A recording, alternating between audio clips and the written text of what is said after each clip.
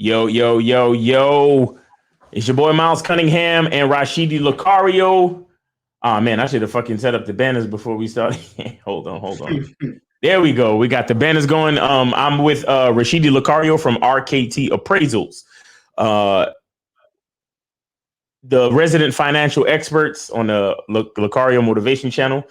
Lucario cannot be with us today, and Kayleen cannot be with us today, so we're gonna hold it down. Today, what we talking about, Rashidi?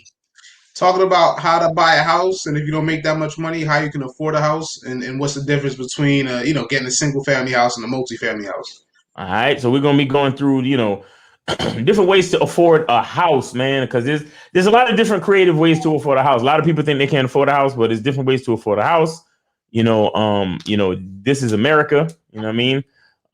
There's a lot of loopholes to shit. There's a reason why people like Donald Trump only pay like 2% in taxes while everybody else is paying 30 and 40%. You know what I'm saying? So there's loopholes to everything. You know what I'm saying? It's just a matter of understanding the knowledge and gaining the information that allows you to do certain things. You know what I'm saying? So that's why it doesn't pay to say that you can't. You understand? It always pays to say I just don't know yet. You know what I'm saying? I'm just not privy to the information. Instead of saying you can't, it's better to say you're just not privy to the information. You know what I'm saying? You get your research done and then you can figure out how it gets done. All right. So yeah, again, like I said, it's your boy Miles Cunningham. It's your boy Rashidi Lucario from RKT Appraisals, and we're gonna get into this. So, Mr. Lucario, Rashidi Lucario, Mr. Lucario, how do we go about what are the different ways in purchasing a home, man? Yeah, I mean, the first thing, of course, is getting your credit in order. First thing is just knowledge is power. Just know what you need to be able to get a house. Like a couple podcasts before, we spoke about the misconceptions on buying a house that you have to have perfect credit. Not the case. Mm-hmm. Once you're at a 620 credit score, that's a good starting point to get a house. So if you got a 620 mortgage score, you want to start the process with that score. Why I say is there multiple ways to get a house, especially if you don't make a ton of money, is that at that score, that's the beginning threshold where a good amount of banks will give you what's called the down payment assistance program, where pretty much they help put down money on your house. Right. Which you can't really beat. For example, New Jersey is 10,000. It varies in different states. In Connecticut, there's no limit. It's just rolled into your loan. So where if you don't have that much money to put down, that literally waives most of the money. But you can't beat it. Because when you're buying a house, you got to put a down payment down. You got to pay the lawyers, which that costs about $5,000-8,000 depending on where you're at. Then the down payment, which is separate. Then you got to pay to get the house inspected. But the point is, if you take advantage of the down payment assistance program, you're saving about $10,000 in your pocket. You don't have to worry about. And in the end, if you get a $200,000 house, you might only have to put down, when it's all said and done, about $6,000 or $7,000, which is not bad. That's more affordable. Tax time, Christmas time, you save your taxes, add a little money on top of it, you're good to go. That's one of the things I bring up automatically. You can start at a 620s credit score, and that's when you first qualify for those particular programs, which they're great programs to take advantage of. Right. You can save more money in your pocket. Right. What about the FHA programs? First time home buyers and all that stuff. What about that kind of stuff? Yeah. So that's a part of it. So the FHA, that's the federal guideline loans. So that goes to the down payment assistance program. The first time home buyers, a lot of times, like if you're in certain professions, like the medical field and stuff like that, what they'll do with the first time home buyers, they'll really just waive some of the fees, or pay for some of the fees as far as the lawyer fees, the part that I was telling you about that costs about $5,000 to $8,000, that portion. So the first time home buyers program, that's mainly what they do, is waive those fees, and they'll also tell you about the down payment assistance program as well, connect you to all the banks that associate with it, and what are the rules and regulations and stuff like that. So yeah, if that makes sense to you. Okay. And then, so sometimes I hear them say stuff like, you can buy a house using other people's money. Correct. Yeah. So what do they mean when they say that type of book? Because it sounds like bullshit, but what do they mean when they say that? Well, I mean, as far as buying a house with other people's money, I mean, it's a couple things. One is one angle as far as if you're talking about gifts. Are you talking about gifts as far as someone giving you money, or you're talking about literally just buying it with other people's money? I mean, I'm just saying, you hear them, they talk on all the, they come on the TV late at night, these real estate gurus, and they be trying to sell you packages and all this and all that. They be like, you could buy a house with using other people's money. A lot of people think they need their own money to buy a house, but you can actually buy a house with other people's money. Like, what do they mean when they say that? I mean, with those information, I haven't seen too many. I'm assuming they're talking about all the programs, like the down payment assistance programs, plus, plus on. Honestly, there's a lot of programs out there. Plus, the main thing with other people's money, one thing I will say is if you're getting a multi-family versus a single family, that's one way of using other people's money. Right. The reason why I say that segued right into the next topic, where most people want to buy a single family house, but the reality of the situation is if you're limited on income, you might not be able to get a single family house. Why do I say that? Because I mean, the average person gets approved on their own anywhere from $125,000 to $250,000, depending on what their debt is. Mm-hmm. So that means if you live in an area where the average house goes for $250, and you only get, you're going to get approved for $150, that means you can't get that house. To compensate for that, that's where you get a multifamily. Because with multifamily, which is a 2-family house or a 3-family house, whichever one you choose, a 2-family house, it looks more like a regular house, whereas a 3-family house, you can clearly see it's a 3-family house. That's the main difference, is appearance. Mm-hmm. But the point is, though, with a multifamily, automatically most banks take 75% of the other side of the house income and count it towards your income. So for prime example, if you get a house for $200,000, if the others and the mortgages say $2,000 or say about $1,500, but depending on the taxes, and that's what it'd be around some house around there. Mortgage is about $1,500, and say you can rent the other side at $1,000, the other 3-bedroom side of the house for $1,000. They will take $750 of that money and add it towards your income. So now, instead of you getting approved for $150,000, you can actually legitimately afford that $250,000 because they're using that income from the other side house that's being rented to count towards your income to actually purchase the house, which gives you more buying power. And the great thing about that is not having money is, imagine a situation where you out there, you get a multifamily house, looks just like a regular house. Your rent is dirt cheap, so you're saving way more than what you pay out there on your own rent anyway. On top of that, you take advantage of the down payment assistance program, so you don't have to pay a whole bunch out of pocket. And your rent's super cheap. Imagine a situation where your rent's only $500 a month, on top of that, while a house is just building equity and you don't have to put much down on the house. It's a win-win situation. Mm-hmm. And you keep the house for 30 years, if you're on 30, 35, that's retirement. You got that whole house, you sell that house, you're getting back whatever the value is, which is going to be at least $50,000, $60,000 on top of what you paid for, especially that type of time frame. Could be even more money. So by the time you sell your house could be worth $300,000, $350,000. All that's straight profit that goes into your pocket when it comes time to sell. Now, let me ask you a question. Yeah. When it comes to houses, do you believe in selling houses, or do you believe in holding on to them and like renting them out as a investment property? Yeah, to be honest with you, there's two angles to it. I believe in what the market dictates, what makes sense. What do I mean by that? Let's look at the current market right now. Literally, the person that bought houses just 3 years ago, because the pandemic happened, made an extra $50,000, $60,000 on selling a house on average.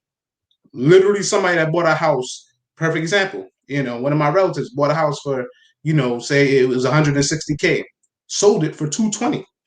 Bought it in 2016, sold it for $220. That's $70K. That same house could have went right now if we waited 6-7 more months because of the market for $250. So in that situation, sell, especially if you have somewhere to live. Now, the flip side is that you could rent it out. And the longer you rent it out is the longer that person paying the rent pays the mortgage, and you get the extra profit.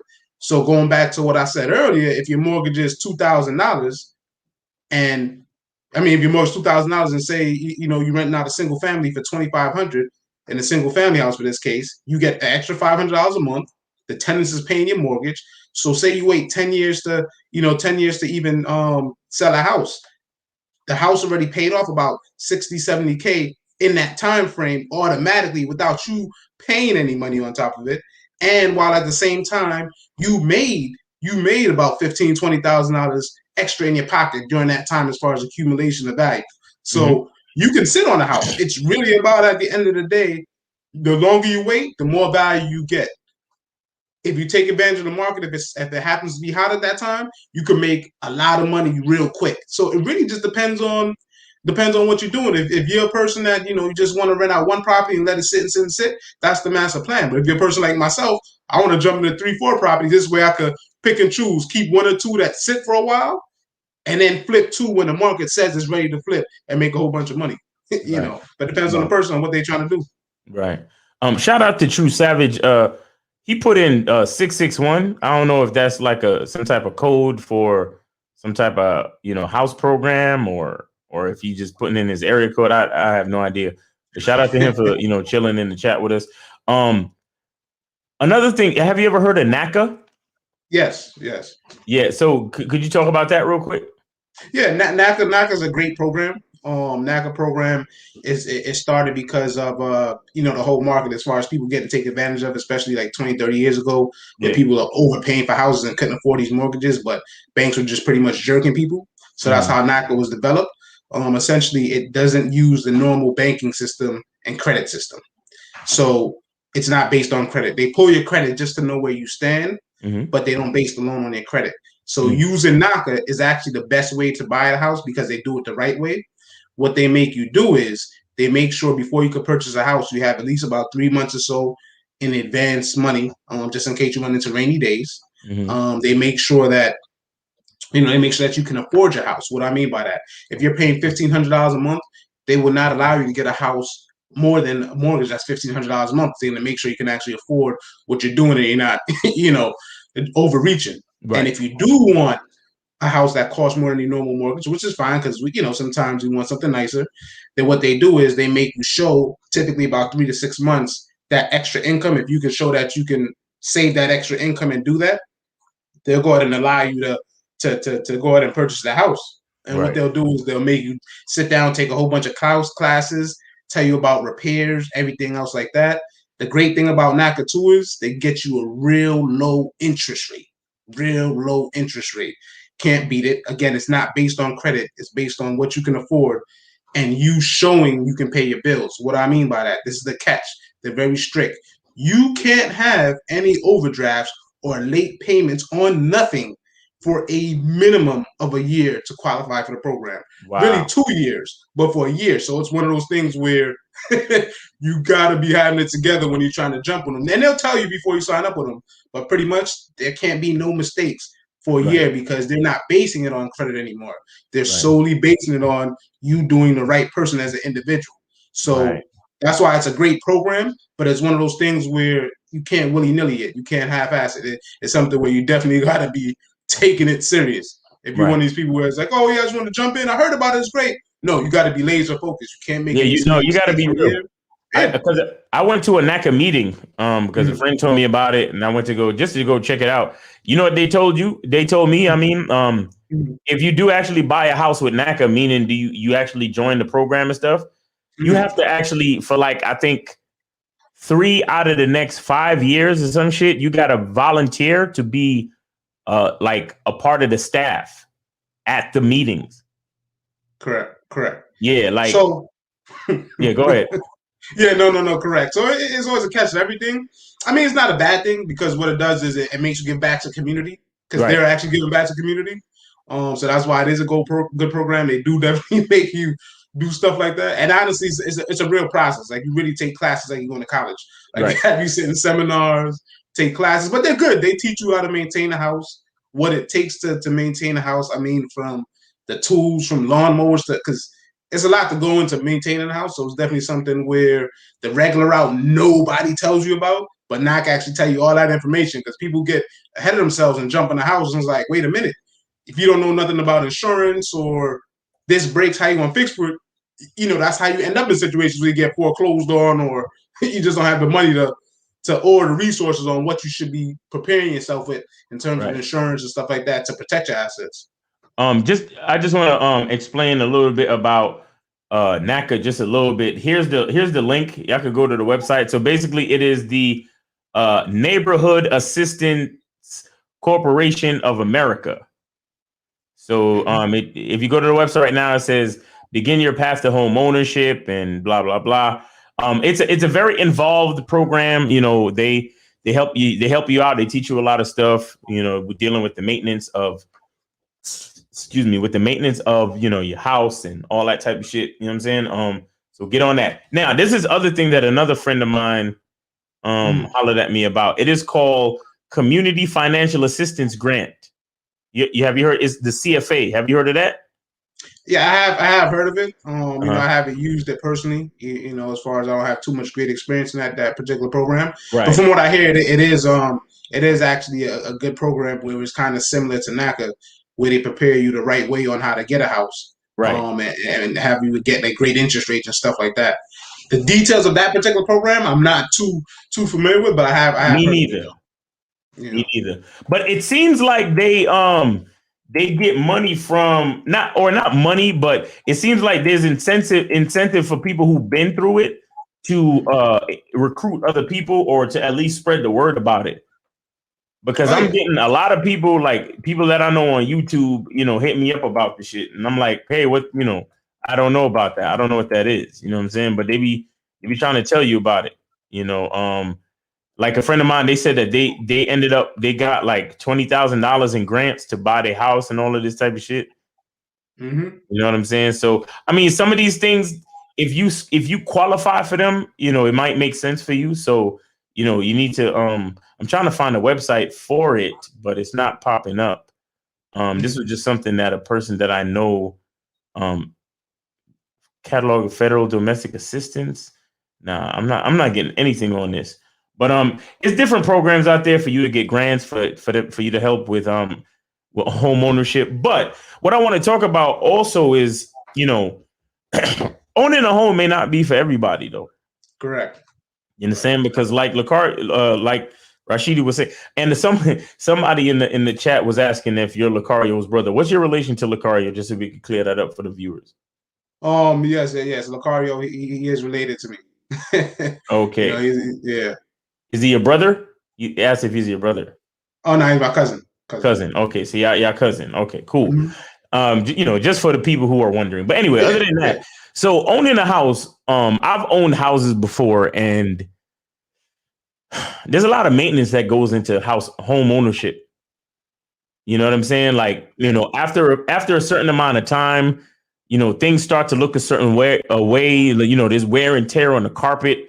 You got to pull up the carpet, get new carpet. There might be wear and tear on the floors. You got to pull up the floors and get new floors. Wear and tear on the countertops. You know what I'm saying? You want to get new countertops, new fixtures. Like when I say fixtures, for those who may not understand what I'm talking about, when I say fixtures, I'm talking about like light fixtures in the ceiling. You might want to switch your light fixture to a ceiling fan. You know, you might want to change the fixtures on your faucet to a newer type of faucet. You know, you might want to, you know, change out your cabinets, you know, get new cabinets. Because the thing is, you know, a house is lived in and it is wear and tear on everything. You know what I'm saying? And especially if you got kids, you got pets, you got different things. You know, kids might write on the walls or scratch the walls, or, you know, you might be moving furniture and you scratch up the walls. So you got to, you know, repaint, or you put holes in the wall because you're hanging pictures. You know, you got to put new plaster, sand it down and repaint and all of this and all of that. So there's so many things to consider when you own a home. You understand? And it's, you know, it's a certain type of lifestyle that's associated with home ownership. You know what I'm saying? Like if you have a yard, if you got grass, you know, you got to cut your grass consistently. The house that I'm in right now, we're a part of a homeowners association. You know what I'm saying? There's a fee that has to be paid every year, like a $300 fee that has to be paid every year for the home ownership association. Usually they call that HOA. Like if you go to Zillow, you'll see something called HOA. That's a home ownership association, and a lot of people don't know about that necessarily. But what that is like basically it's an organization that kind of is responsible for the upkeep of the neighborhood that the house is in. You understand? And it's annoying because it's like, oh, you got they watching you. Because seriously, if your grass get too high, they'll send you a letter, and they will charge you for shit. You understand? If you have a house with like siding, and your house start to get, from the wind or from just dust and whatever, your house start to get a little cruddy or a little bit dirty. You have to power wash your house like every 6 months or every 12 months to keep your house looking new. And then sometimes you got to power wash your sidewalk to keep the sidewalks looking new. You understand? And the reason why the HOA is important is because basically it forces people to upkeep their home. You understand? Which keeps the property values higher. You understand? Because check this out. When people have total freedom in the neighborhood, what tends to happen is you'll have some people who, they'll keep everything, they'll keep their lawns manicured, they'll keep their house, looking fresh, power washed and everything. And then right next door, you'll have a country family, you know what I'm saying? Like a family that really don't give a damn, maybe you could probably and I'm not trying to insult nobody, but you might be considered redneck, or you might be considered hillbilly, or you might be considered just some country ass niggas who don't give a fuck. And you have old junk cars in the driveway or on the grass or on the lawn. You have old furniture, and sometimes people make piles of garbage and they burn the garbage. You know what I'm saying? And it just doesn't look right. Some people don't take the time to manicure their lawn, do landscaping. Some people don't take the time to, keep up the appearance of the home, keep everything painted, keep everything well groomed and all of this and all of that. So they have what's called HOAs that kind of make sure that there's a standard in the neighborhood for everybody to follow. So literally they'll tell you if your grass is higher than 6 inches, you'll get fined. You know what I'm saying? If you don't power wash your house, you'll get fined. If you leave your garbage cans in the front of your house after garbage has already been picked up, you'll get fined. Like, it's so many different things that you have to keep up with because, again, like I said, you want, when people drive through your neighborhood, you want there to be a standard of appearance that is maintained. And you can't trust every single person in the neighborhood to maintain a certain standard of excellence. You understand? So that's what HOAs are. So that's why you'll buy a house thinking, oh yeah, all I got to worry about is my mortgage and my insurance.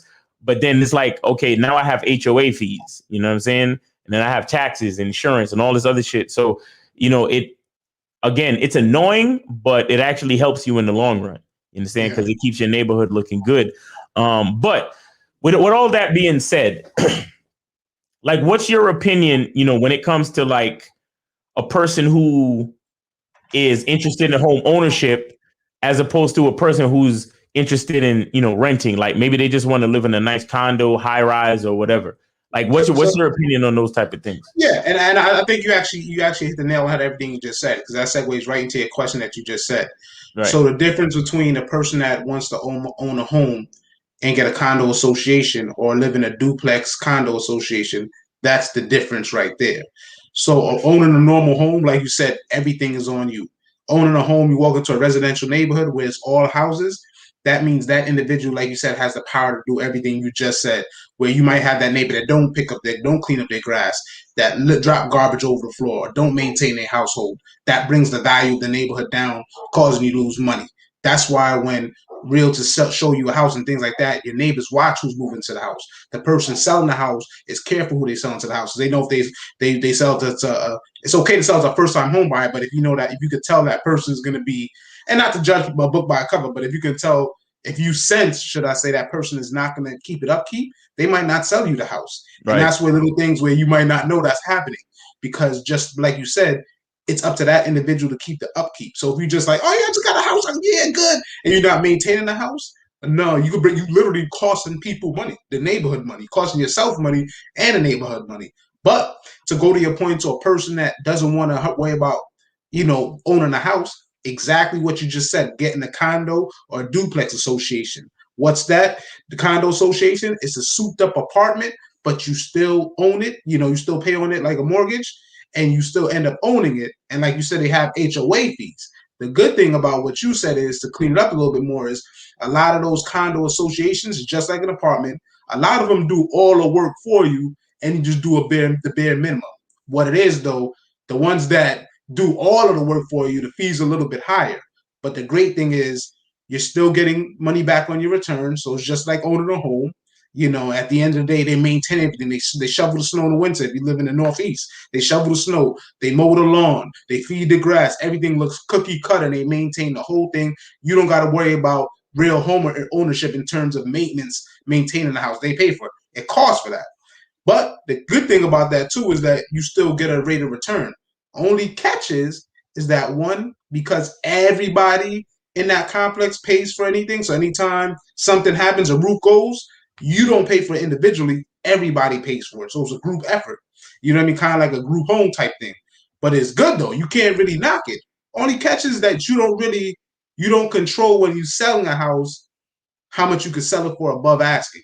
So for example, if you straight out own a house, like I was saying before, the first example, your house could sell for $250, but with little tweaks here that you added to the house and just the emotional piece to add on the market value, you might be able to sell that for $275, $290, even $300,000 if you did a little work on the house. If you know what I mean? If you spiced up this here and there, boom, that's where you get that profit margin, because you have complete control. You built up the house, hence building up the neighborhood. Right. Fast forward to a condo situation now.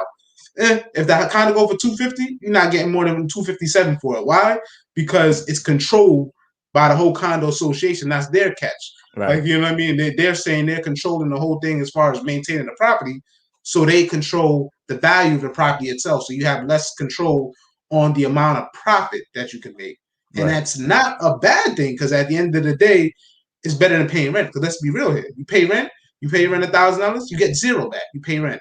Condo association, just like mortgage, you pay $1,000 a month for your mortgage, you're going to get back about $400 of that, depending on where your credit's at a month. So really, even though you're paying $1,000, really you're only paying $600 a month when you look at it. Because when you sell that property back, after you pay your principal and your interest, you get all that money back. Right. You know what I mean? So you can't knock a condo. So a person that doesn't want to necessarily own a house, but they still want that apartment feel but souped up, you want to get a condo association, because it's just like leasing a car. And let's be honest, unless you're a person the only person I recommend never getting a home or a condo is a person that move every year. But the truth is, let's be real here. If you're a person that move every year, you're not ready to do anything, really, if we're being honest at the end of the day. But truth be told, outside of you moving every year, you might as well get a condo. Why not, if you can afford it? Because if it's the same amount as rent and it's cheaper than houses, it's a lower cost than trying to get a straight house. Why not? Save the money. All you got to do is get your credit on point, call RKT, but you get your credit on point, get that condo, sitting there for about 5 years, you get that rate of return, you sell that condo, you get your money back. And if the market goes up, it goes up too. So it's a win-win. It's a win-win. So you like condos? Me personally, nah, man. I like condos, man, because the reason with condos, I mean, like you said, it's a souped-up complex. I've never been up like a souped-up complex. Don't get me wrong, they be having nice rooftops, sometimes little baby backyards, you know what I mean? But I like the house, man, because I can just do whatever I want when I want. Right. When it's condos, you attached, so you close to your neighbor. You got a noisy neighbor, that's a problem. Yeah, it's a headache. But what if you got bitches in your building though? Oh yeah, man, they gonna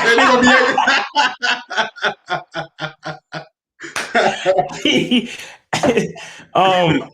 Somebody said, "Can you get a True Savage?" He said, "Can you get a return through the IRS?" I don't know exactly what he mean by that, but whatever you think he mean by that, how do you answer that? What do you mean? I know what he means by that. I know what he means by that. But I mean, essentially, it's just about taxes on the tax of your house. Be honest with you. If you straight out own the house, in terms of taxes, you really don't get that much back. Right. Why do I say that? You pay taxes.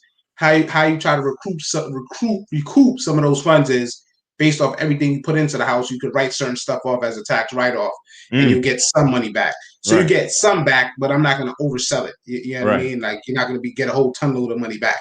I mean, it really truly comes down to you get some money back. I want to say for myself, file my taxes for my house this year, I got back like an extra $800. So it's money, but it ain't nothing. I'm not going to oversell it. Right. Now, an investment property, that's a different story because with an investment property, it's considered income. So Right. it's just like paying regular taxes, so you do get money back. Right. But to answer that person's real question, let's be honest.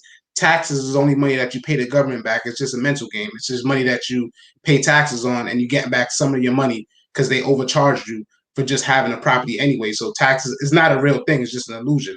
Right. It's just a passive aggressive way to tell Americans that you're really saving money. Right. But exactly. you're really getting jerked. Exactly. You know what I Yeah. mean? Like, so I mean, but I get what the person's saying though. You know what I mean? I get what you're saying. Right. I mean, you know what it is though? You know, a lot of people need to understand that you know, owning a house is really like a business. Absolutely. You know what I'm saying? It's kind of like a business. It's sort of a business entity because, like I was saying, you know, you own a house. After a certain amount of years, you have to, you know, you might have to pay to upgrade your bathrooms, your kitchens, your floors. You know what I'm saying? You might have to, like I said, you change the because look, like right here, we got a you know, a regular light fixture, right? But after a couple of years, what you really want to do is you want to put like a ceiling fan in there. You know what I'm saying? With a light. You understand? Now, say you pay $120 for that ceiling fan, you report that on your taxes. You understand? Exactly. So then what happens is based on all of the interest that you pay with your mortgage and all of this and all of that, you talk to your tax man, you'd be like, yo, I paid $120 for a ceiling fan in my house. And then the tax man say, all right, look, you know, I'm gonna write it down as a write-off or whatever, or I'm gonna write it down as an expense. So it's sort of like having a business and you paying on your business, but it's your house. You understand? And then your tax man is able to get you a little bit of money back. So, you know, you pay $120, your tax man probably get you back maybe $20, $30, so to speak, off of that, you know, ceiling fan. You know what I'm saying? And that's just an example. You know what I'm saying? So we got another question in here. It says, is it better to get a small, busy, busty looking house in a very good area, or is it better to get a slightly bigger house in a not so great area? What would be best? All right, what's your opinion on that? This is a good one, man. I mean, this is the thing. One is about your pockets. Two things, home ownership 101. Neighborhood is key. Because you can soup up a house all you want, but if it's in a garbage neighborhood, you're never going to get the amount of money you put into it. So that's to be honest with you. Right. So you want to be careful with that. If you want to get a souped up house in a certain neighborhood because you like that neighborhood and particularly grew up around that area or whatever the case is, it's going to be more tailored towards your liking. But as far as value, if you put too much money in it, you're not going to get the rate of return. Because the truth is, if you get a real nice house in a neighborhood where it's $250,000, but it's a crappy neighborhood, truth is that value of that house might only go up to $260,000 8 years from now. Then it's like, damn, only went up 10K value. But you bought this nice house, it's beautiful, but it only went up 260. Now, on the flip side, if you do get that small house in that great neighborhood, you can build it up, take your time, put money in it, building it, and say that same example, you paid $200,000 for that little tiny house in that small neighborhood. You can mess around and flip that for $350,000.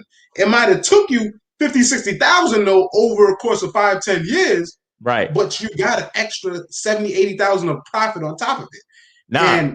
I'll give you the perfect example. The thing is, the catch with that though is you got to be careful because you also don't want to get a property where you can't afford to fix it up. You don't, and there's loans out there for that too. Call RKT, we're familiar with that. But the point is, you still want to be careful with that.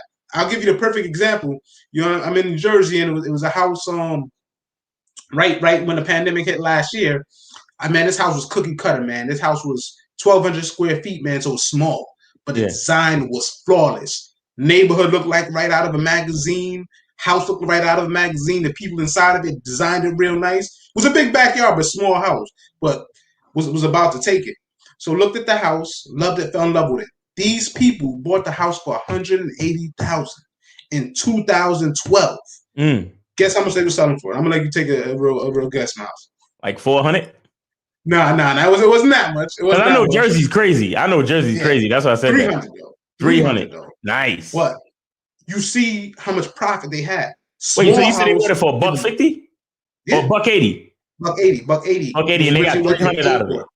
300 out of it. Damn, bro. And right now, fast forward a year later, that same house is estimated to be at 330. That's what's up. That's my point. That's why it's like neighborhood is key, but you can't get a beater where it's too beat up. I mean, like I said, we know about it's called a 203K loan. You know, that's that type of loan. You can do that type of property. You just want to be careful because there's a catch to everything. Because in that same situation, if you get a wrong contractor, they may overcharge you. Right. They rope you in and be like, "Oh, it's going to be 50,000 to fix," and by the time it's 70,000 to fix. Right. That's extra 20,000 you wasn't expecting. So you just got to be careful. It's definitely profitable, but you got to talk to the right people. You got to talk to people you trust. Got to fact check people. Got to shop around. Got to ask them any questions though, because you don't want to put yourself too deep in the hole if you don't know what you're doing. Right, that's facts. I mean, neighborhood is key, man. They always tell you, man, location. Mm-hmm. You understand? If it's you, I saw some real estate guru. He was like, the best situation is to buy the ugliest house in the best neighborhood. That's the best situation. However, but like you said, Rashidi, you got to be careful. You got to get the house inspected. You got to make sure that there's no problems with the roof and there's no problems with the foundation. Because if you have issues with the foundation of the house, that's major paper. You understand? Mm-hmm. And that might you might only end up breaking even, in a situation like that. However, if you could find a house that has a decent skeleton and, you could fix the house up, and it's a shabby looking house in a really nice neighborhood. Number one, people in the neighborhood will actually welcome you with open arms because they're like, damn, we finally getting that little shitty house on the end of the block fixed up, and they appreciate you for it. You know what I'm saying? Because it helps the overall value of the neighborhood continue to go up. You understand? So yeah, the best situation to answer your question, Bongani Matsweni, that's an African dude, I'm assuming, is to buy a small busted up house in a very good area. You understand? That's the better bet. As long as you inspect the house and make sure there's no major issues as far as repairing the house. You understand? If everything is only cosmetic, then you're good. As long as it's actually in a good area. Make sure you're in good proximity to a Walmart. You got good schools. You got hospitals. You got, if there's an Amazon fulfillment center not too far away, a good shopping center, shit like that. You want to make sure you got good things like that. If it's close to water, close to tourist areas, shit like that, you want to make sure. There's another question. So it says, what do you know about, or can you speak about the things the feds will pay you for? Like if you have lots of grass and get paid to feed the deer, or easements of pipelines as a business. Oh, that's some specific. Yeah, that one's deep. As far as I don't get too deep in that one. I do know in terms of your community, if you're in I feel it's not called USDA. It's like a rural type loan where if you go in rural areas, what they do is they give you lower cost houses. So you go in rural areas, like a house in my area might be $350, but in the rural area equivalency it'd be about $275 because they want to build up that area and it's farmland and things like that. Right. They also offer lower prices and stuff like that in houses like that in those areas because they have wildlife and stuff like that, and you get kind of like a discounted rate for taxes and things of that nature. But as far as paying you directly, that portion I can't speak to, but getting houses in the rural area, and I can't remember the name of it, but it's a special type of loan, so I'm familiar with it, but it definitely is great. You're just typically, you're further away from the city, should I say. Right. You got to drive in 25 minutes to the city. You might have local stores, but to drive into the city where you got everybody, Walmart and the powerhouses, might have to drive 20-25 minutes, but you can't beat it because you're getting way more land and way more property. Just a little bit inconvenience. And, that's the way to market anyway. The more convenience you have, the more you pay. Area like that, less convenient, but you get way more houses. That's why you go to certain places, you see like a giant mansion. Like, you only paid this for it? I paid a crazy amount for my little box. That's why, That's why, yeah, because he gotta drive an hour to the Walmart. You know what I'm saying? True Sabbath say if you buy up the block and soup it up, then that's different. Well, it is different if you buy up the block, but you got to make sure that block is still in a decent neighborhood in general, though.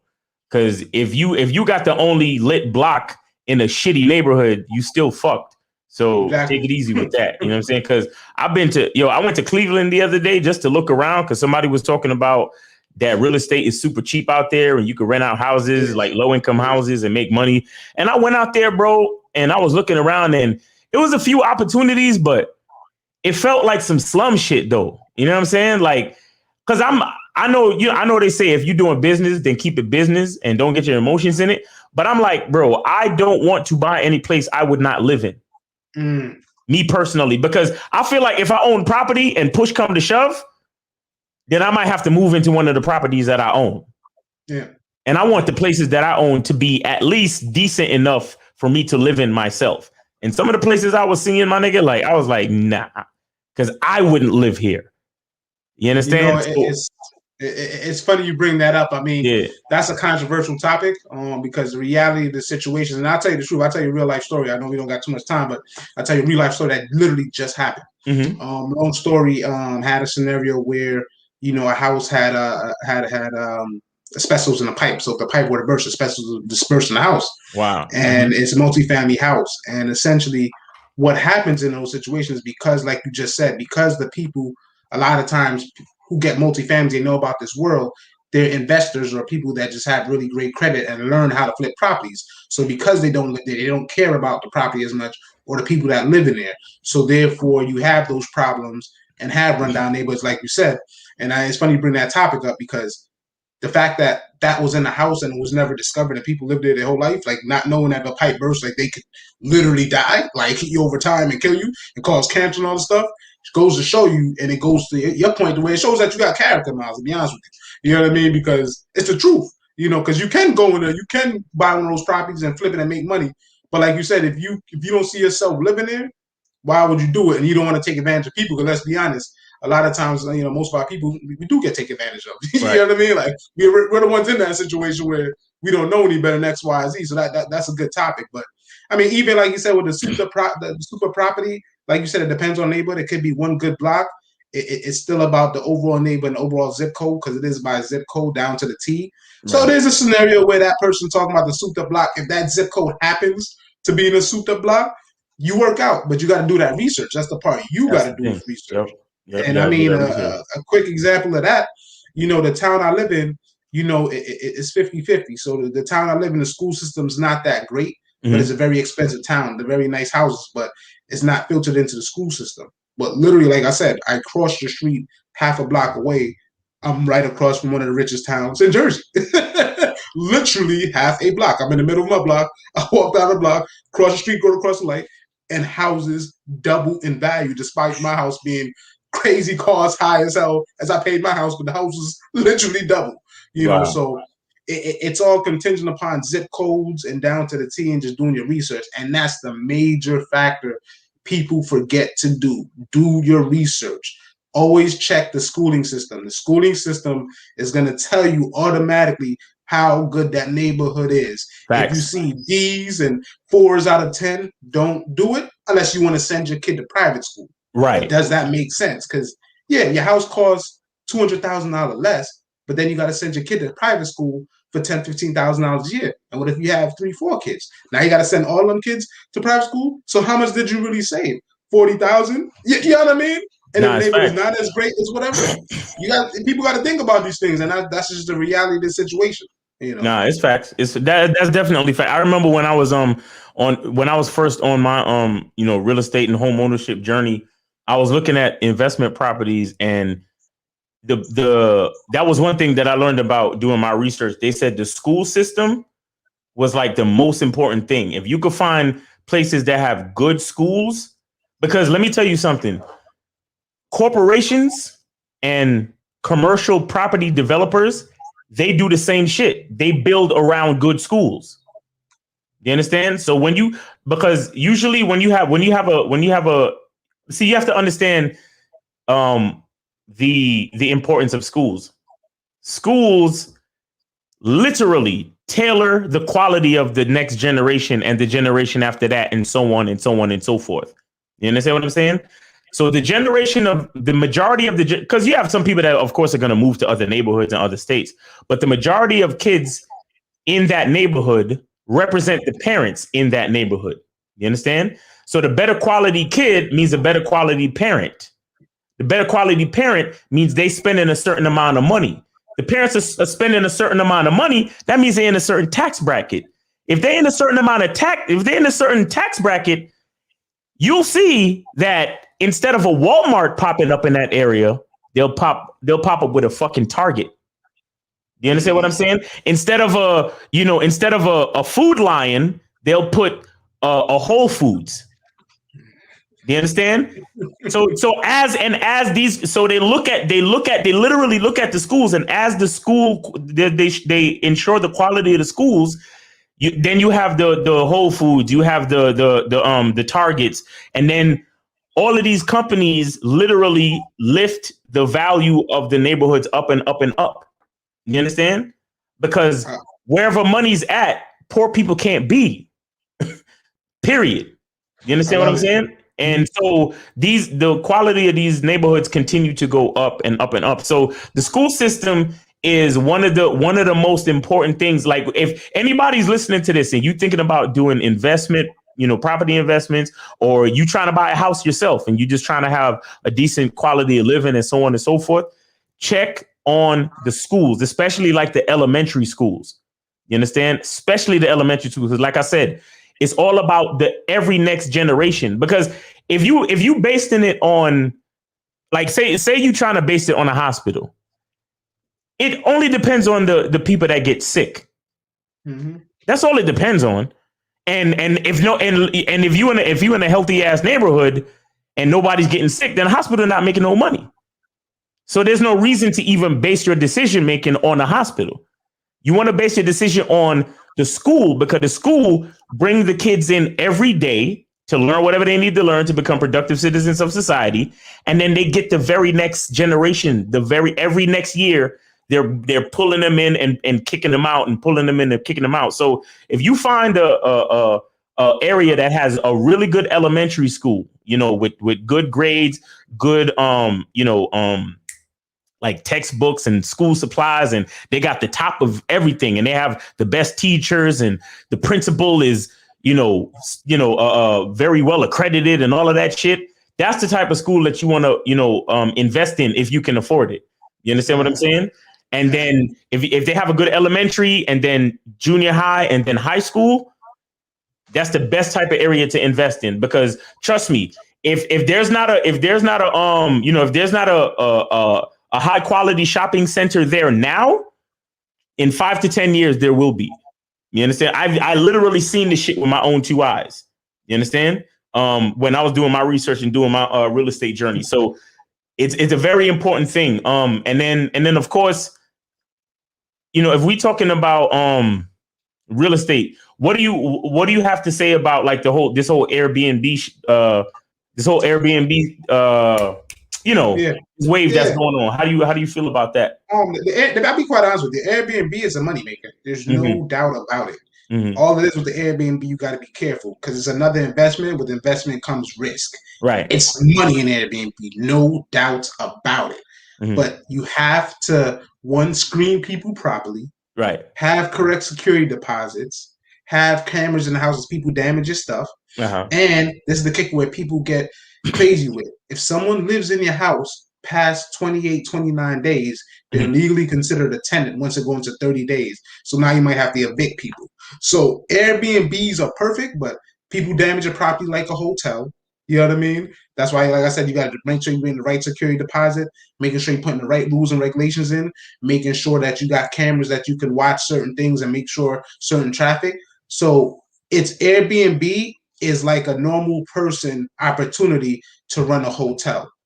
But remember, you as an individual, or you 2 or 3 people, you're not a hotel. You don't have hotel security.